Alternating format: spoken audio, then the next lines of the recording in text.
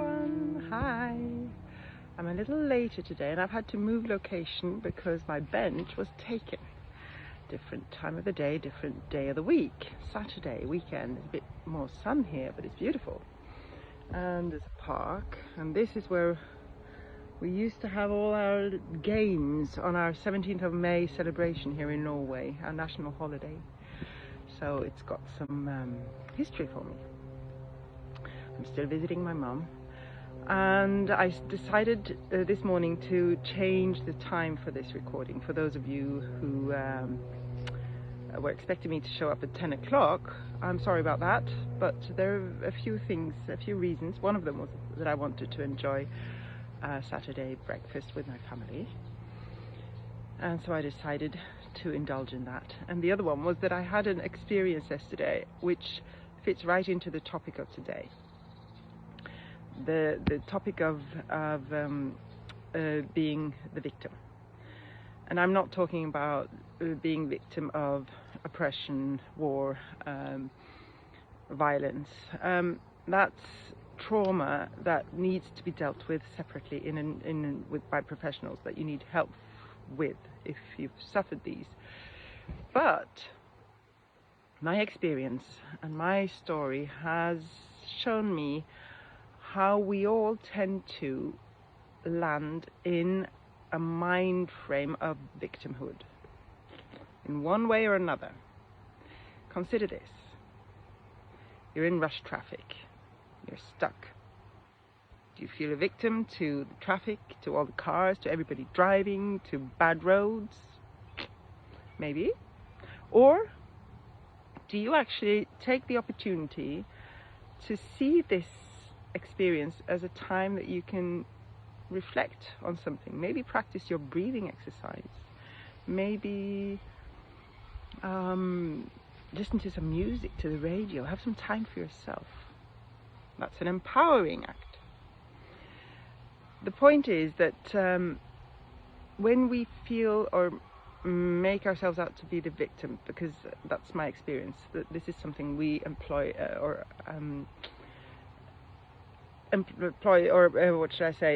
put on ourselves. This is something that we actually do ourselves, that we can shift. When you do that, you give away your power.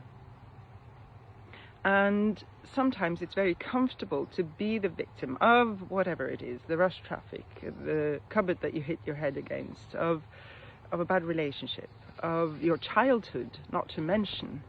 How many childhoods, how many people aren't victims of their own childhood? Parents, all these things, yes, they are experiences, they're life experiences. But when you give yourself over to those experiences, that's when you give up your own power to rise. And not only to rise, you give up your own power to be your authentic self. It's part of your history, but you are much more. This is why you survive these things, because you're greater than these things. This is my experience.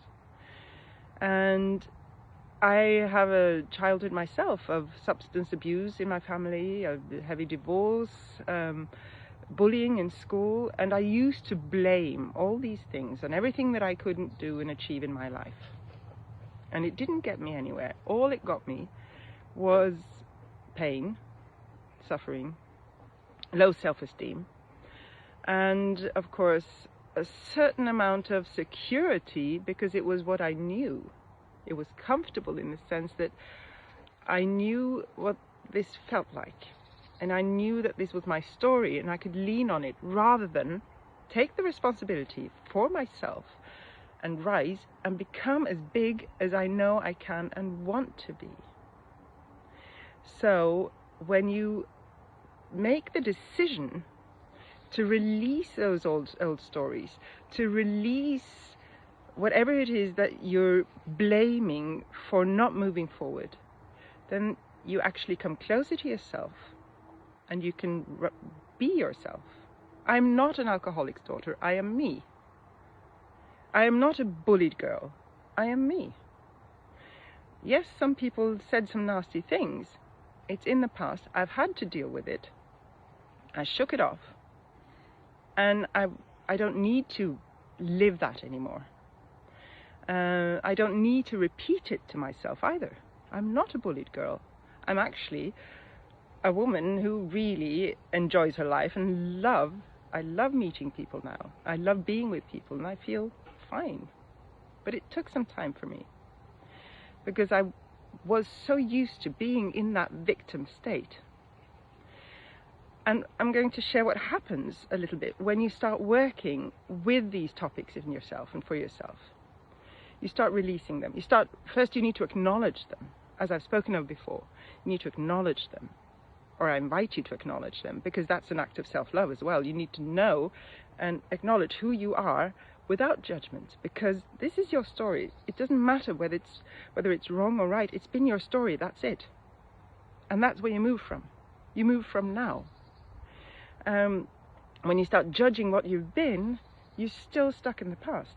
You're still stuck in this story. You become a victim of your own judgment. We don't need that. There's no point. We don't need to judge ourselves, and if we stop doing that, we stop spending energy judging other people, because we don't need to do that either. It's a waste of energy. Now, when you start releasing these things, what happens is that every event that comes your way that might trigger some of these mechanisms in ourselves, and I experienced one yesterday and I'll share it in a minute, you'll start to recognize it as something that could trigger your mechanism, and you'll start to be able to see whether it actually does trigger this mechanism in you. Do you still have it? And if you still have a remain of this, in this case, the victimhood mechanism, then you acknowledge it and say, okay, I'm still not quite clear of that. How can I deal with it? And then at one point you'll actually experience that it's gone. You don't live that way anymore. You don't live by that rule anymore. You manage to shake off generations, societies, histories, your own stories, mechanisms, and limiting belief systems to the extent that you can actually become yourself more. You can live your own truth. You can be joyful. You'll feel lighter as well, I promise you.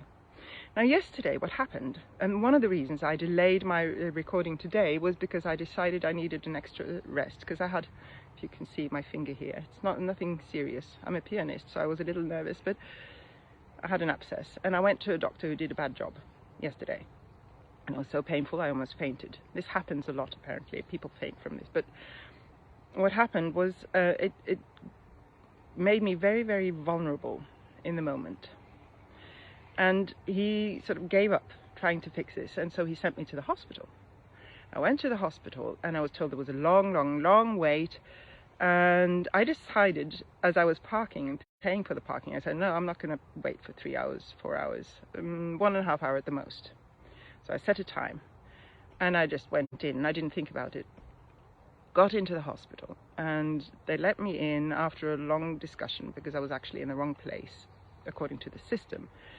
And when I heard that, my tears started flowing because I was exhausted. I was vulnerable.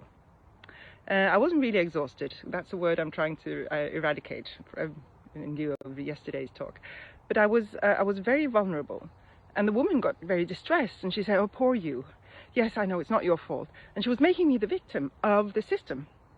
And I realized, no, I'm okay. It's just, I'm just a bit vulnerable. It was a bit of a bad experience. And I got in and this other doctor came and he said, you know, we'll fix this, no problem. I lay there and I had, he put this anesthetics on it. And I was terrified because I'd had a bad experience. And I thought, okay, am I a victim of this doctor who didn't do a good job? And I really got to work on the topic because I'd set the topic for today. And I lay there, and how much am I sort of making myself a victim in this situation? And I could feel that it was almost gone. There was hardly any feeling or sense of wanting to be a victim in this situation. It just was. And what happened then was that I could acknowledge my vulnerability. I could let myself be vulnerable. I could embrace myself because I was on my own. I could wish for a moment that somebody was there with me, and realizing they couldn't be, I just started to embrace myself, and I started doing some deep yoga breathing, which I do sometimes. and to trust. And what happened was that I was so relieved at not being the victim in this situation. It was just a situation. And yes, it had been painful, and somebody made a mistake. I nearly fainted, but that was gone. The only thing I did recognize, and which is also something that you will start to recognize in yourself once you release all these mechanisms, is that my body's true reaction to the situation. Because it was a small traumatic situation, but it was a traumatic situation for my body. Somebody had been groping in and it was painful and there was injections and things. So my body started shaking, which is a natural reaction. Animals do this when they've been in a traumatic situation. And I recognized this and I allowed my body to shake for a little bit, and then I allowed myself to go home because I knew my body would need some rest, and to take the rest, indulge in an early evening and indulge in a lie-in this morning. So that was the reason I was a bit late.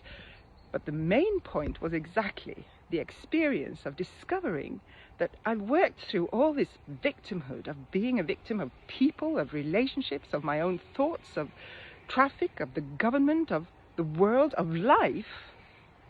Just notice, are you a victim of your own life? We don't need to be. We can shift, and this has to do with yesterday's talk about the power of the words. If you notice the words that you use, are they empowering? Are they, I'm just going to move a bit in the shade, I can't see. Are they, do they lift you up? Do they support you? And if you discover that your language brings you down or brings you into victimhood, blame of somebody else.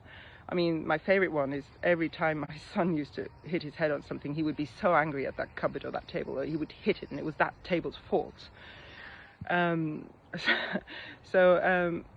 know, we do this, we lash out at something else, and if you find that you're not quite ready to step completely up into your power, it's safe to be that victim or to be vulnerable. It's safe to feel sorry for yourself from time to time. That's okay. But remember what I said yesterday. Don't get stuck there.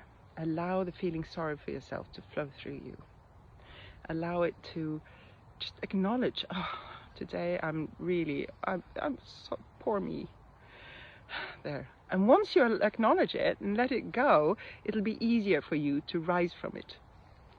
So, and every time you manage to rise from it, every time you manage to shift the words you use, shift your perception of the situation, acknowledge what is and not get stuck in it or stuck in a lot of extra emotion around it. Acknowledge your body's reaction, let it flow through, and then you can eventually you'll be able to rise into being as big as you are, because you're much bigger than you think. And you're much grander than you think, and much more beautiful than you think. Every one of us, seriously. We've fed with so many negative thoughts and ideas about how to be and you know, how you're going to be able to view yourself as beautiful. And that goes back to the video of day 3, your relationship with self. Again, this is where it all starts. So I urge you to watch that, or to at least find a way of getting closer to yourself. And we're going to do that now again with my little 3-breath meditation. I missed my meditation this morning because I was so lazy. So I'll do it with you guys now. And what we do is gather in all that energy, all those thoughts, all those stories, everything that we've had in the past, in the future, with other people, other places, everywhere we go. We don't need to be there right now. We can come back to ourselves right now and center ourselves. So as you breathe in, imagine that you bring in your energy from anywhere, anytime around you, into yourself, flowing into your center of your body. And as you breathe out, feel how it anchors down in your belly and your hip area, your root. And as you breathe in again, imagine that you bring in some more of your own energy, of your own self, into your center. And as you breathe out, feel how it anchors. You anchor yourself in your own belly and hip area. Breathe in again, gather all of you, the rest of whatever is out there. Just imagine that any fragment of your energy is out there, and bring it into yourself, into your center, down to your root. And again, I think today we'll go to your heart. And imagine holding your heart or just being in your heart. And imagine that you can feel the power that is you waiting to radiate out. Feel your center. It's like a potent explosion almost. Waiting, it's excitement of being able to expand once you release all your limiting blocks and belief systems. Imagine how this starts to expand and radiate out its intention, like a big sun from your heart, all through your body, beyond your body, until a big circular bubble around you, arm's length around you, your energy, your field, your support system. And imagine that you can see one or maybe several, see what color this energy looks like today, has today. What color do you need to support you today, from victimhood to empowerment? And feel how this energy field is your system of sensing everything around you, so that you are prepared for everything and you can be calm and centered in any situation through the day. Just put the intention that your bubble of energy supports you and gives you every information you need in order to meet any situation.